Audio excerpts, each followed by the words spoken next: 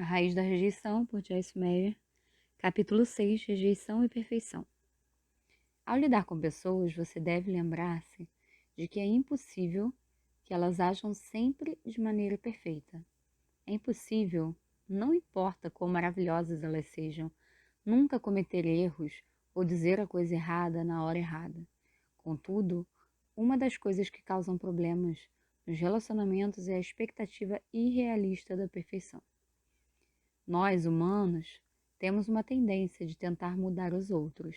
Tentamos treiná-los de forma que eles nunca nos machuquem. Buscamos viver num estilo de vida tipo incubadora, no qual ninguém pode nos tocar ou abalar.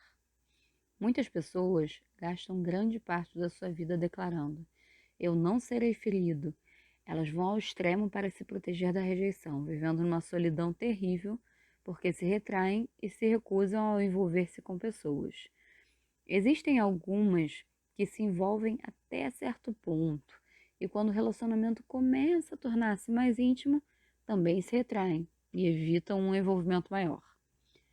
Ao se protegerem de um tipo de dor, essas pessoas criam outro tipo de sofrimento. A solidão é dolorosa.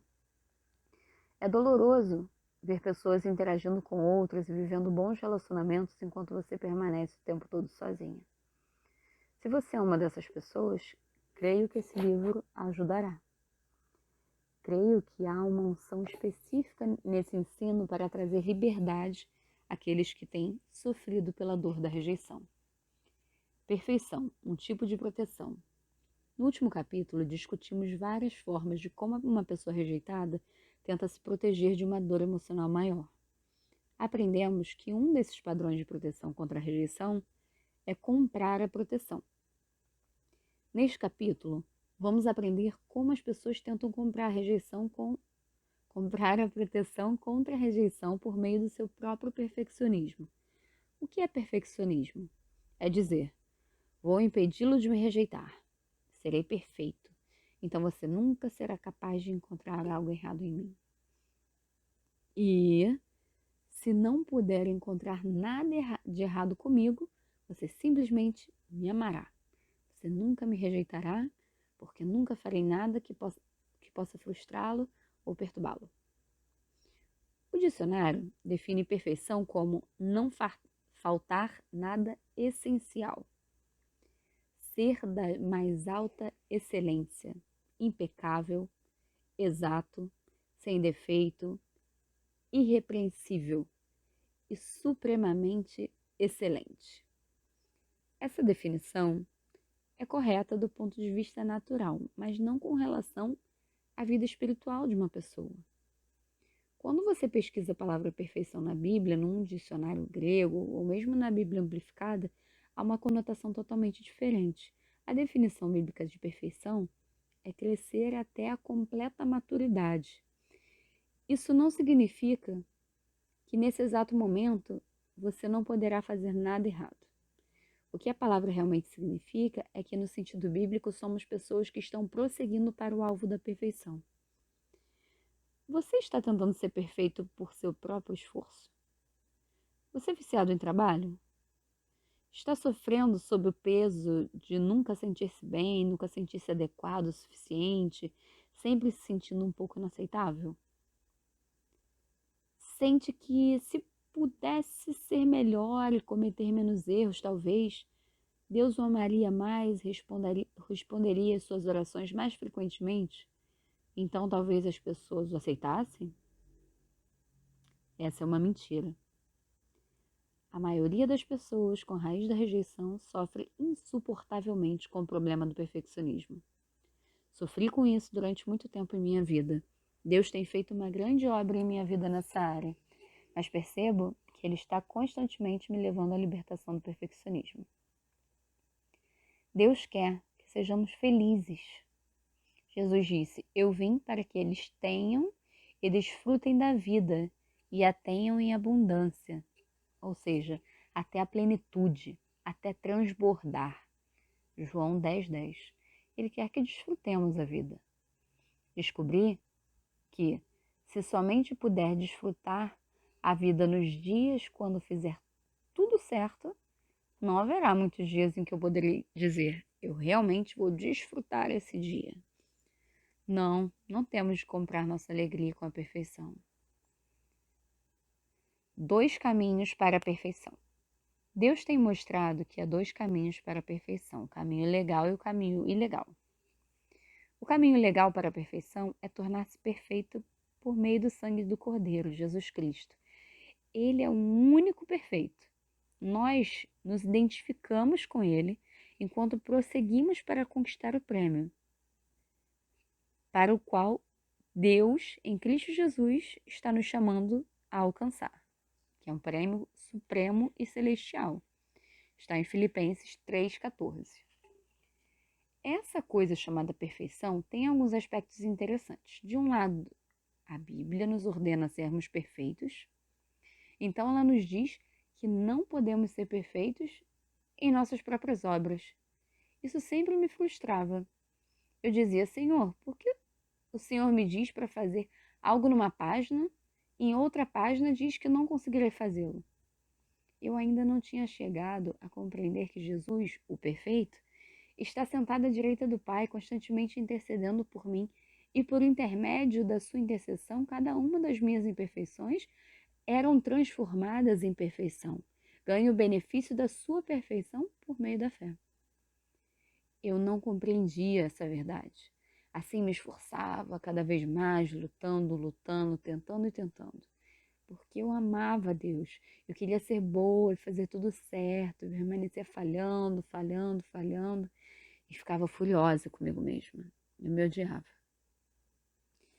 Eu me esforçava ainda mais e mais, e esse é um suposto caminho para a perfeição. Mas é um caminho errado, não funciona. Deus finalmente disse-me: as pessoas que agem assim baseiam-se em suas próprias obras, no seu próprio esforço e empenho. Essas pessoas estão tentando comprar a perfeição por meio de suas obras. Elas estão tentando obtê-la ilegalmente. Foi quando o Senhor me revelou que havia um único meio legal de me tornar perfeita, por meio da fé em Jesus, o perfeito. Sabemos que, embora não possamos ver perfeição nesse momento em cada área da nossa vida, podemos ver Jesus. Eu gosto disso. A Bíblia diz que todas as coisas estão debaixo dos nossos pés, que temos autoridade sobre todas as coisas, embora não consigamos ver ainda todas as coisas debaixo dos nossos pés. Entretanto, podemos ver Jesus. Creio pela fé que estou no processo de manifestar a plenitude ou a perfeição.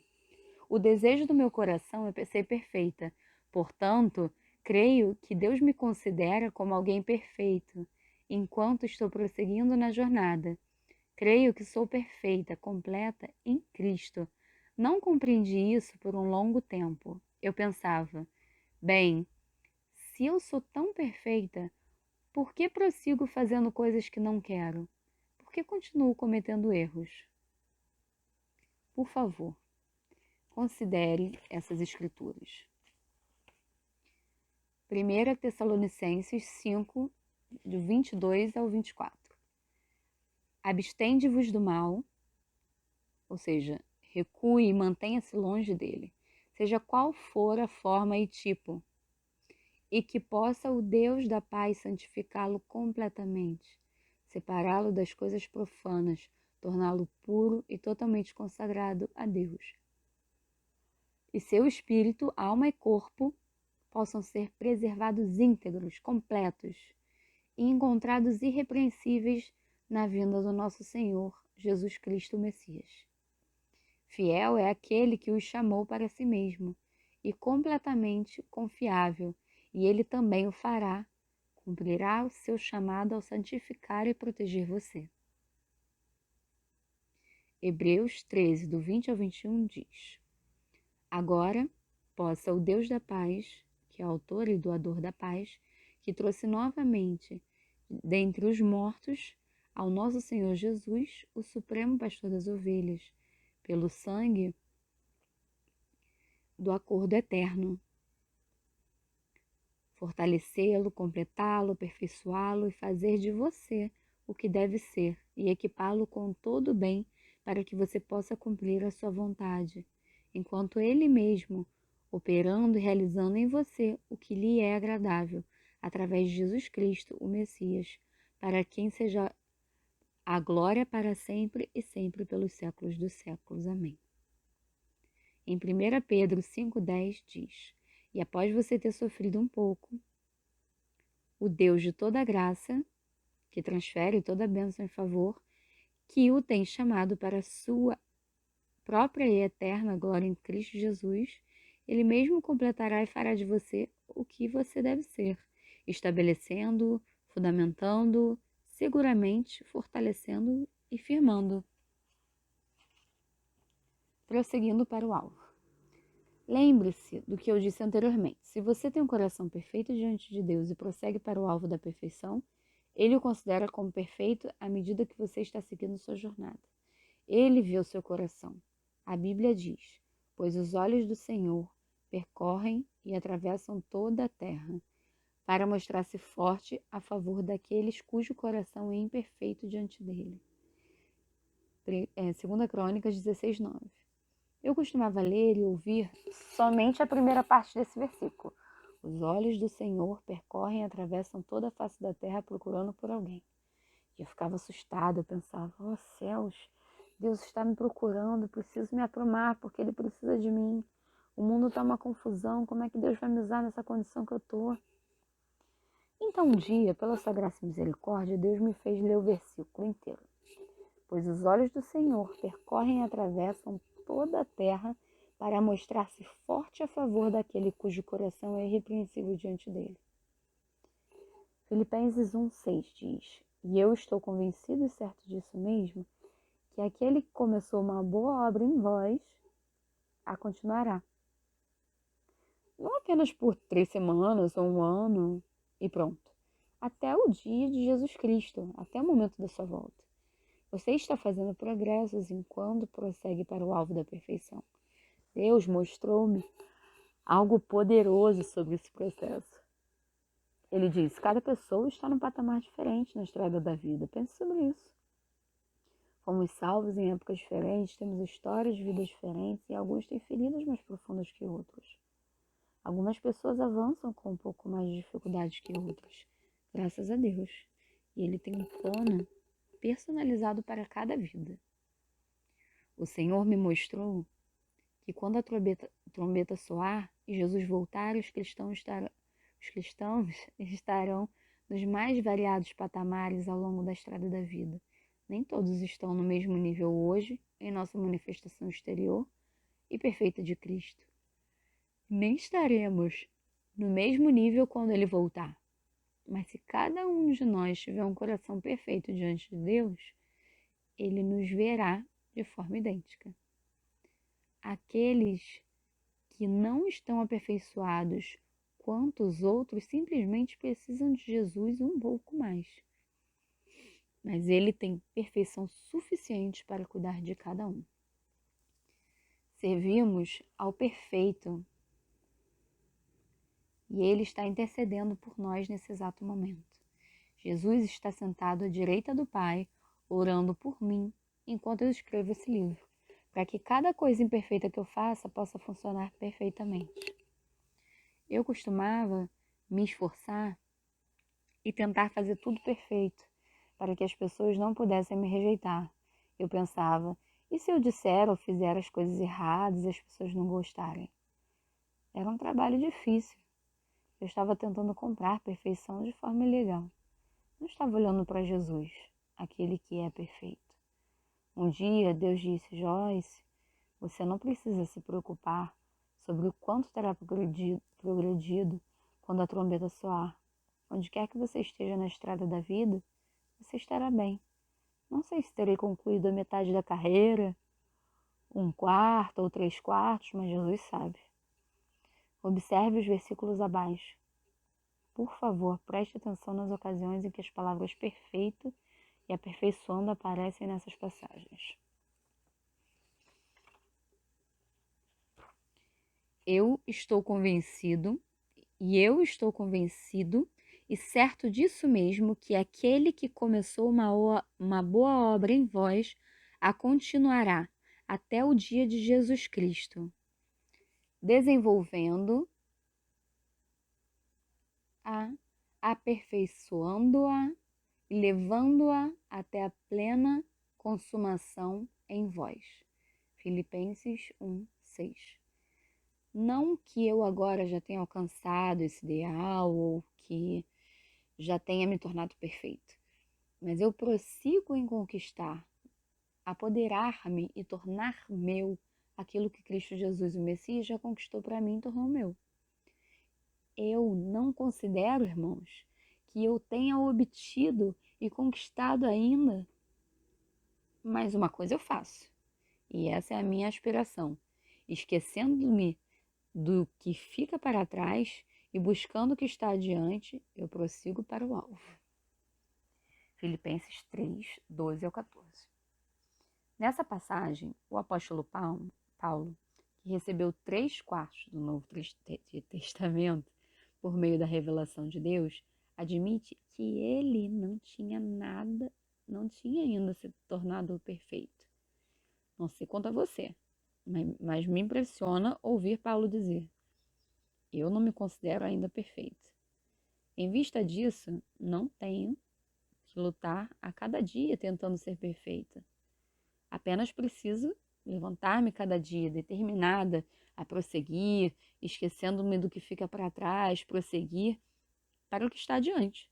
Isso significa que meus erros de 24 anos atrás, ou aqueles que eu cometi há 5 minutos, devem ficar para trás. Tomando uma decisão. Se você, como eu, terá de tomar a decisão de prosseguir várias vezes cada dia. Quando digo coisas ao meu marido que desejaria não ter dito, embora tentasse arduamente ser uma esposa submissa, eu tenho que prosseguir. Digo a mim mesma, aí está, novamente, eu fiz. Falei o que não devia. E eu estava crendo em Deus para me ajudar a manter minha boca fechada. Então eu digo, Deus, nunca serei capaz de manter minha boca calada? Você sabe qual é a resposta? Arrependa-se, deixe isso de lado e prossiga. Se você não prosseguir, sempre estará enredado pelos erros do passado. Se você quer fazer progresso, poderá avançar de forma mais rápida, se não perder tempo preocupando-se com todas as coisas que não fez corretamente. Paulo falou de prosseguir para o alvo. Qual é o alvo? Perfeição. Ser como Jesus é o alvo dos cristãos. Esse é o meu alvo. Eu quero ser como Jesus. Quero ser como Jesus e responder como Jesus em cada situação. Algumas vezes, quando discuto com Dave, fico irritada comigo mesma. Tenho melhorado a respeito disso, graças a Deus. Em algumas ocasiões, Dave diz: você está diferente do que era alguns anos atrás. Você mudou bastante. Mas nem sempre faço as coisas de forma perfeita.